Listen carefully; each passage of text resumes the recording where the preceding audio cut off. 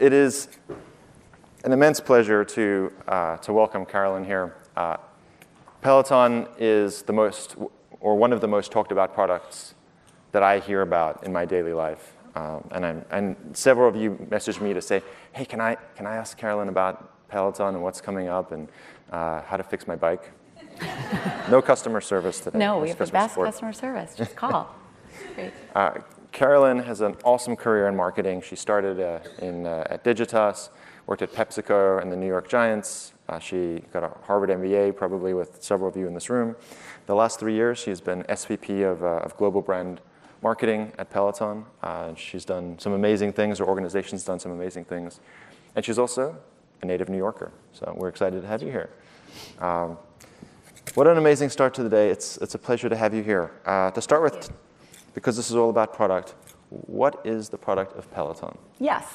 So does anyone know what Peloton is? I'm not going to ask you to describe it. Great. It's amazing. If we were here 2 years ago, well, you wouldn't have invited me 2 years ago because no one knew what Peloton was. And no one would have raised their hand. So that's exciting. It means our marketing is doing something. So Peloton is a tech company that has really revolutionized the fitness industry by bringing boutique fitness into the home. I can describe more if you like, but that's sort of at the high level what it is. So let me explain how it works. You say bringing boutique fitness into the home. Many people think bike. Yes, so I did not say bike. So we started with bike. So at first it was the idea of bringing boutique cycling into the home through our bike. And when we think about what Peloton is, we describe ourselves as a tech company, but we're really a combination of a hardware, software, and content company because you buy the bike and it comes with a 22-inch tablet that you are live streaming classes. So we film all of our classes at our studio on 23rd Street, and you're live streaming all of those classes into your home. Started with a bike, we now have a tread product as well, and we also have our digital product, which means you can use through an app, you can use access all of our content on any piece of hardware that you have already. Wow, that's you guys are moving fast. Moving fast, yes. We all here love our users. It's why we wake up in the morning. Who are your users? Yeah, so so I think this kind of gets to how product and brand work together. So on the brand side, we do a fair amount of work to understand who our potential members could be. So we do something called a segmentation, and we got to an understanding of what we call a serious about fitness target. So these are people that are, although the name makes them sound like they're potentially running a marathon every day, they're not, although many are. These are more people that are serious about fitting fitness in their life. So they're working out 4 to 7 times a week.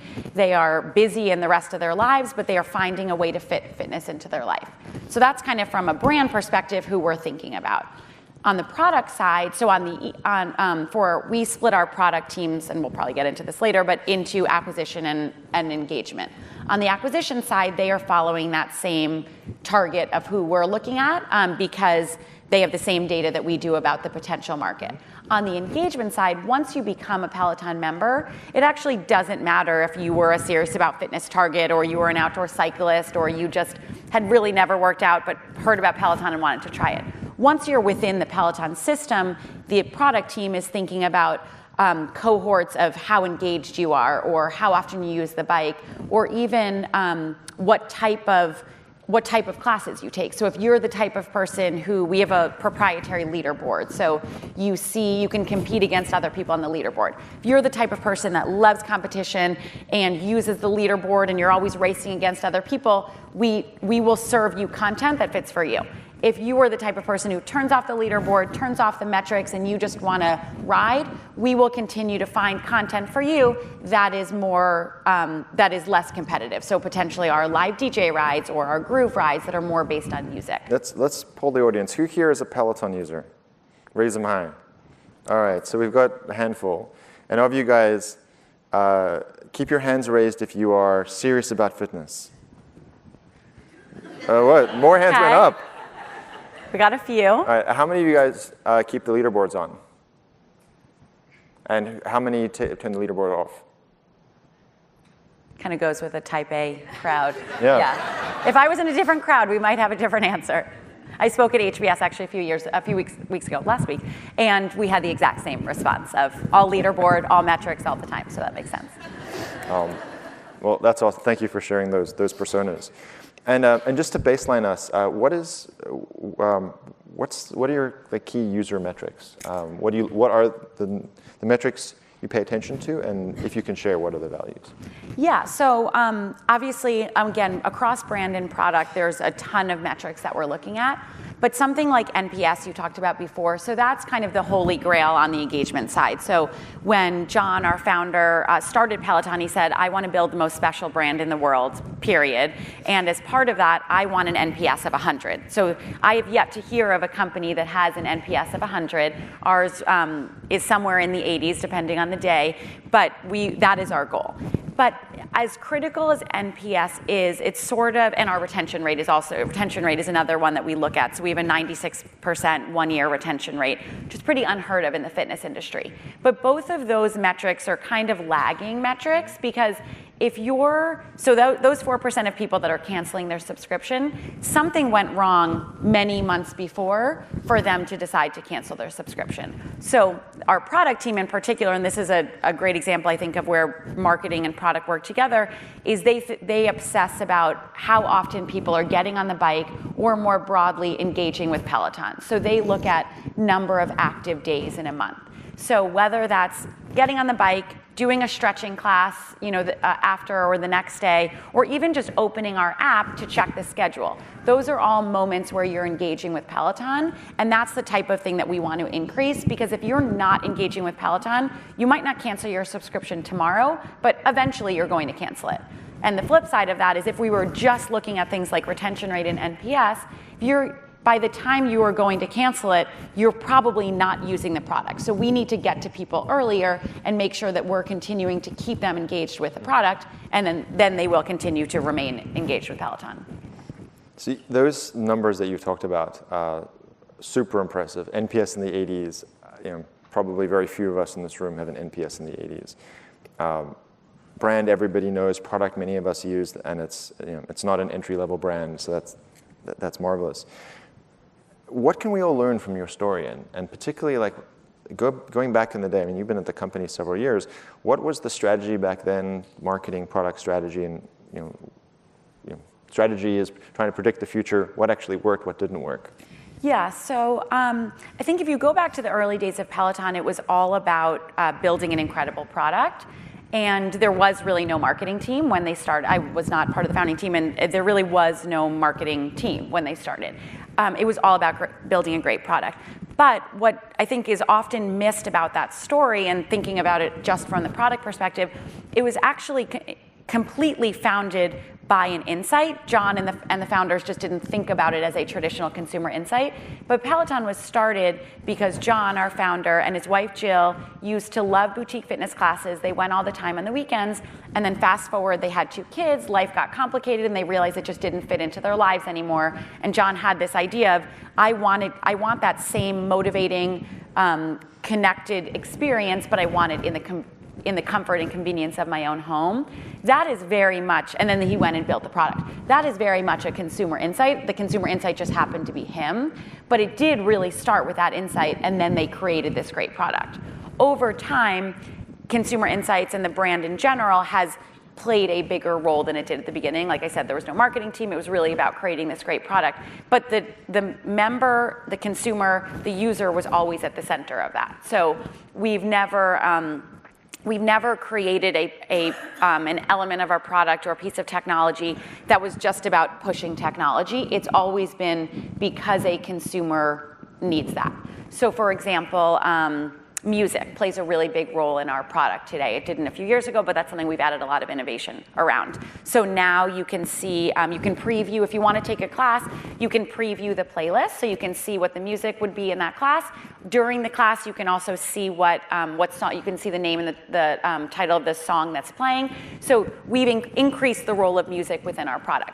That didn't come from us sitting around and saying, wouldn't it be cool if we have these great music deals now, let's just add music to our product. We heard members time and again saying music is one of the key parts of this experience, but I hate when I'm time starved. When I decide to commit to a 45-minute class, that means that I have 45 minutes, not 46, and I start a class and I hate the music. That's a really frustrating experience. So that's a kind of tangent to say that the user and the consumer is always at the center of what we're doing. So while that's evolved over time, that has been the consistent theme throughout it. And that's how you get scores of those NPS scores, because everything we do is about what our consumers either say explicitly that they want, or we see it in their data and behavior that it's the type of thing that they would want.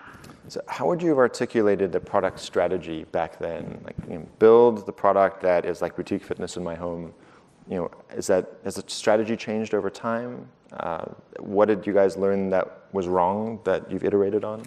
Yeah, from a product or from marketing? Product, marketing, company. Yeah, so I think that was definitely the strategy. I mean, like I said at the beginning, it was more focused on bike at the beginning, and now it's broader fitness. I also think the targets changed over time. So John and Jill, again, were very much the targets at the beginning because they built this product for themselves. Over time, we have seen, particularly from a demographic perspective, a broader target buying into Peloton, and so we've had to shift our marketing and our product as a result of that. So, for example, for those who are not familiar, the bike is $19.95, and then it's a $39 subscription, a recurring subscription monthly. And that is obviously very expensive. And at the beginning, it was very much people like John that was a professional in New York who could afford a $2,000 bike. Over time, we saw more and more people that were coming in that couldn't necessarily afford the bike, but they were really committing to it. So we decided as a marketing organization and a leadership organization to launch financing. That has completely changed the dynamics of our business. And so now I'm talking about product as an e-com versus engagement, but that has completely changed the dynamics of our business. Over 50% of people today finance their bike. So that was something that came out of a marketing insight that we were, by accident, kind of building a very aspirational brand and product, probably too aspirational because we could never become mass like that. But in launching financing and shifting the way that we tell the story of Peloton in our marketing, we've been able to bring in a much broader audience. Well, there's a lot of things to unpack in that. There's your billing strategy is basically your business model. Your business model signals to your users who are they and how accessible are you. And so changing how you did financing basically said, hey, we want more people to use this type of product. Yes, exactly. And I think we still want to build an aspirational brand, but we also need to be accessible to a broader range of people. So even just the way in our marketing, we talk about financing in different moments of a purchase funnel. We know that people interact with Peloton multiple times before they buy. So thinking about, like, we don't talk about financing in our TV campaigns, for example, but if you go to our website, it's all over our website. So kind of finding the right moment to talk about financing for people lets us still have the aspirational brand while also making it affordable. That's so interesting that what seems like a small switch was actually a big mover for you guys. Massive change to our business, yeah. And then to just add one more piece to that is the role of the product team more recently. So we launched our financing last year. We also saw through data that there were a lot of people that weren't getting qualified. So they weren't passing through the finance. So we were working with partner and they weren't getting finance. And so what we did was we debundled. You used to have to finance the hardware and the subscription together, which meant you needed a much higher credit level. So instead, we've debundled it. And this is something that our e-com product team really led, so that now when you go to buy the bike on our website, you can pay for the subscription outright and finance the hardware. That has, again, completely changed the dynamics of our business because we are bringing in so many more people with a lower household income than we were able to before. Well, there are lots of e-commerce people here in the audience. That's what I figured. Tell us a little bit, let's hear about product and marketing, like on the day-to-day. How big's your product team? How big's your marketing team, design, engineering? Yeah, so we have about 10 product managers, I think a little over 100 engineers across engagement and e-com, much more skewed to the e-com side. Plus we have designers, UX, UI designers. On the marketing side, we have around 75 marketers, including an in-house creative team as well. And how do you describe how marketing and product work together at Peloton? Yeah, so it really depends on what type of project we're talking about. What I always tell my team, and there are times where brand is leading or marketing's leading, and there are times where product is leading. So something like the debundling program, while that may have come from an insight from the marketing team, this was all about the way that it was executed on web to make this as clean as possible. So the e-com and the product team were really driving that. Another example of that was our checkout flow used to be really long. So it took 8 steps from when you wanted to, like you were on our website, you said, okay, I'm gonna go buy this bike. And you've probably at this point spent multiple days on our site, you've interacted with us in multiple ways. You're deciding, I'm ready to buy. And then it took 8 steps to actually buy. So we were losing people at every one of those steps. So the product team took the initiative to reduce that down to 3. So it's a much simpler experience now. That came all from data that the product team owns. My team honestly didn't have that big of a role because that was very much driven by them. The opposite of that would be something like launching our Tread product. So this was really much more of a marketing initiative to say, okay, we now have 2 products. How do we talk about the Tread on our website? How do we balance the hierarchy of messages? So all of a sudden, going into the holidays, which is our biggest bike selling season, when people see our ad on TV for our bike, we want them to go buy the bike. We don't want them to get lost in Tread right now because it's all about bike right now. So how do we kind of create a hierarchy of messages? And so if you go back to your product strategy of like it's a goal and the path to get there, we can help with the goal, but then it's the product team that's really figuring out the path to get there. Thank you. As I'm thinking, like you've built such a powerful brand, how do you ensure that the product team and all the experiments that they're doing and the initiatives they're doing on the e-com side and also in the engagement side, how do you ensure that like they're representing the brand well?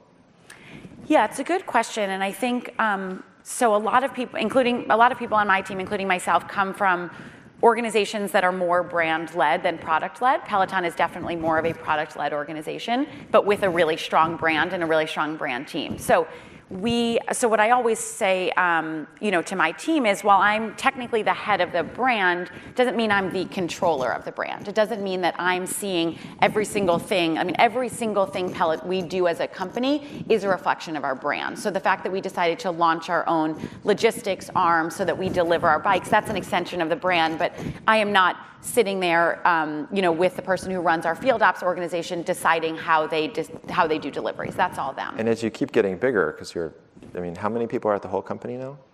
Over 900. 900 people at this pretty young company. You can't look at all the work that they do. Exactly, right. So I can never, nor would I want to be the controller of the brand. It's more about what tools can we create as a brand and put them out in the universe of Peloton so that everyone feels like they get what the brand is, but they are empowered to make those decisions on their own. So how do you do that? You've got some of your product management team is here. Yes, hopefully they would agree that. Future product managers who work at Peloton may be here. And you may or may not be able to greet them in person. But how do you work with the team? Do you sit with the head of product and say, these are brand guidelines? Is it on the onboarding? How do you ensure that connection is made? Yeah, so it's probably all of those things. So absolutely, when people join Peloton, the entire company goes through onboarding, including brand is a big section of that onboarding. So we take them through our consumer target, our brand positioning, our brand values, our tone of voice, our the way that we use photography. We go through an extensive kind of brand training as part of that. But the first day, you're also just sitting there thinking like, where's the bathroom? Does my laptop work? Like, you're not really ready to sit there and say like, oh, now I get this brand. So we recognize that it's a longer process than that. So we do have things like brand guidelines. We have a lot of tools. But I also do think a strong relationship at the top between the brand and the product team is so essential. So Tom, who's one of our co-founders and leads our product team, he's our COO, and I have a very close relationship. So there are no big decisions that are happening that both of us are not a part of. And I think it's having, there's big decision moments where we're sitting in a room and making a decision, but there's also kind of micro moments throughout the day where I know he's also a co-founder. I would never make a big marketing decision without running it by him, just because I trust he is a builder of the brand as I am. So I would just want his opinion as a fellow leader. So I think having that kind of trust at the top makes a really big difference. But then that has to happen throughout the organization too. So again, I'm not in every meeting. Most of the meetings between product and brand are my brand managers on my team and the product managers sitting in a room together. So I think so much of it is having that really strong relationship and knowing and believing that they each enable you to be better at your job. So if a product manager truly believes that having the brand opinion and having a seat at the table will make their product decision better, they're going to seek that help. And the flip is true as well. If we believe that, which we do, that our brand is better because we have this amazing product, we will want product to have a seat at the table when we're making brand decisions. So much of it is just about relationship building, both at the top and kind of throughout the organization. That sounds like one of the most healthy product marketing. It's not always so healthy, but that's the idea of it. That's the idea. Yeah. We've got about 10 minutes left. I'd love to learn a little bit about how you guys do user science. User research can happen in many different organizations. Often marketing does some user research. Often product management and product design does user research. How do you guys do user research at your company, and how do you share the learnings across the company? Yeah, so that's another one where I think at a brand-led company, so when I worked at Pepsi, which is much more of a brand-led company, we had a consumer insights team that was part of the marketing organization, and we did all of the research, full stop. If we were launching a new product, if we were talking to consumers about our marketing, we did all of that research. We have a consumer insights team as part of my team that is doing a lot of research, again, about potential consumers. They're also doing things like speaking to current consumers about what is working and not working, and we will funnel that back to our product team, but it's not like that's the only research the product team's doing. They are also doing user testing. They are beta testing. On the e-com team, they are beta testing everything that they launch on the website. On the engagement team, they are often also testing out new features and then iterating and changing them based on that. So it's a much more kind of decentralized use of data than at a company that would be like a strictly product company or a strictly brand company. Do you guys do A/B testing? We do for our website, yeah. Do you have any examples of neat A/B tests you guys have done? Yeah, I'm trying to think of a good one. So this is another kind of maybe moment where brand or marketing and product were both involved. So our homepage a year ago featured a video. So you go to our homepage and you would see a video that you would click, and it was like a longer version of our ad. So where the brand team kind of loved that video is a great tool to tell our brand story, particularly when people didn't understand what the product was and what the category was since we created it. So we loved having this video there that we could really tell the brand story. Turns out, what the product team told us is nobody actually watches that video. So it doesn't matter that you think it's great to be there, but nobody watches it. So while it felt like such a big decision to lose that video, we ended up switching it to there's just a 10-second video that runs in the background, and then we funnel you into different parts of the website. That was something we A/B tested because it felt like a really big decision to take away a key marketing element, but it turns out it had zero impact on the way that people interacted with the website, and it also had zero impact on conversion, which is kind of the ultimate metric on the web. So for the product folks out here who are working with marketing, and marketing doesn't want to let go of a big video on the homepage, using an A/B test that shows, hey, it doesn't hurt the metrics, it actually helps, was influential to you guys. Yes, and I would say, I think this is where also product and brand or product and marketing, there's a little bit of a give and take because there's many things that an A/B test makes sense for. There are also things that I think you can't just learn through an A/B test. So for example, we've tested things like naming on a product on our website. And just because something is actually getting a higher click-through rate doesn't mean that strategically it's the right thing to do for the brand or for the company. So I think this is where there's a little bit of a healthy pushback of an A/B test can make certain decisions, but there are other moments where that's one data point, but that doesn't mean that that's the only reason we're going to make a decision. Well, it has to go back to that strategy. Yes. As long as people know what that strategy is, they won't micro-optimize in an A/B test. Based on what you've learned, and you've learned so much at this company and at your prior experiences, what advice would you give to the New York product community in their startup phase? Yeah, I think what we've talked about is this kind of healthy tension between brand and product, and I think there's a lot of companies that think it's one or the other, and I would say that when things are working at their best, we are helping each other and helping each other get better. So if we all have this kind of macro goal of getting to an NPS of 100, the brand can help you do that and the product can help you do that. kind of at its worst, you're arguing over who's deciding what the website looks like, but at its best, it really can be this, we all have this macro goal.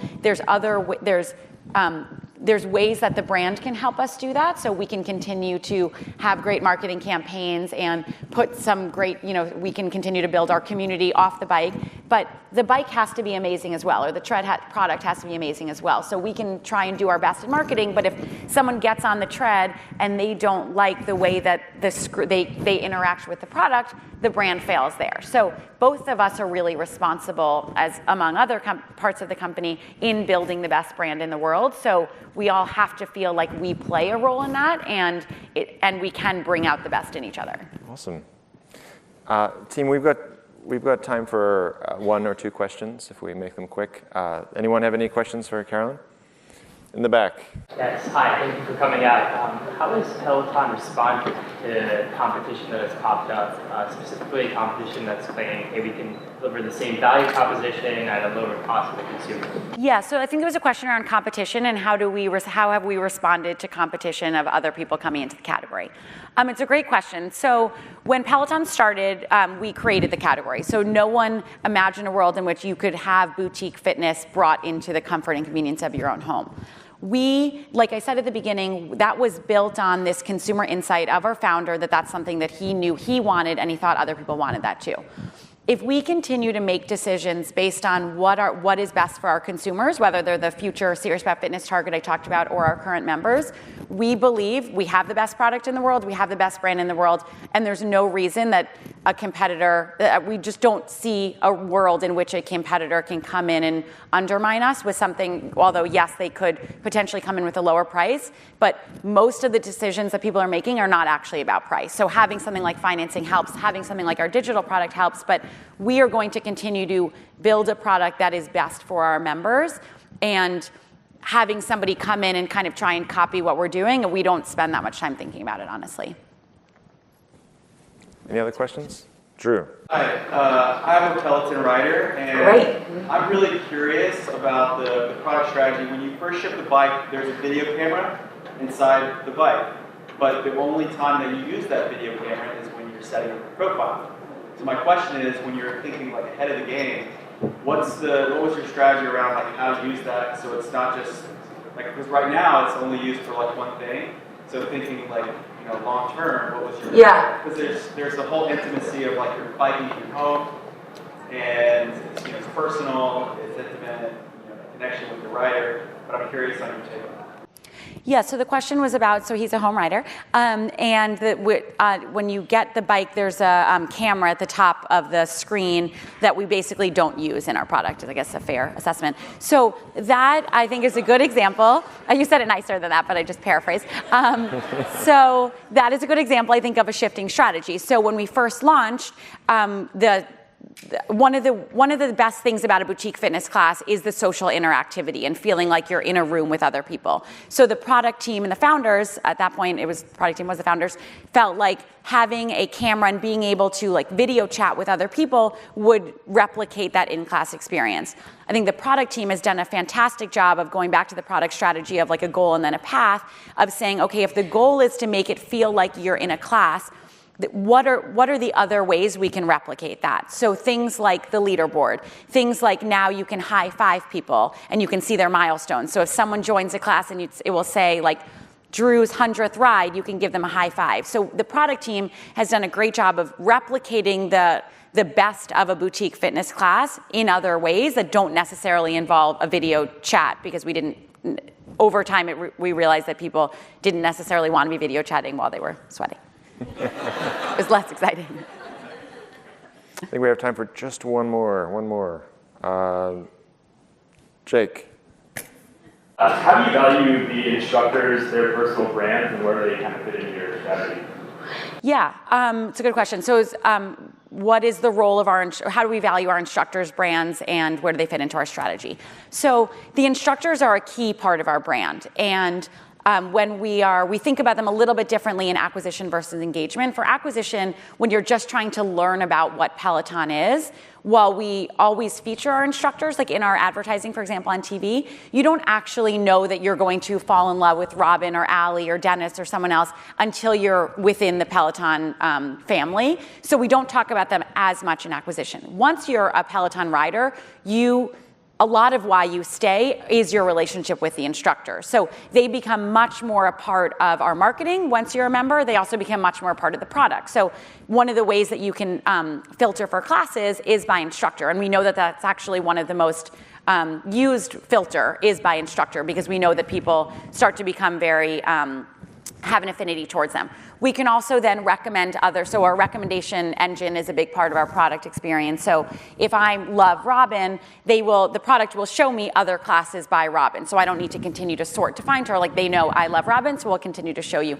But they could also say, you love Robin, but Allie's actually a lot like Robin. We're going to show you Allie classes as well. So they become much more a part of the brand and the member experience once you become a member.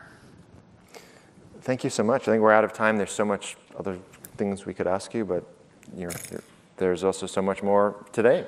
So everyone, please join me in giving Carolyn a hand.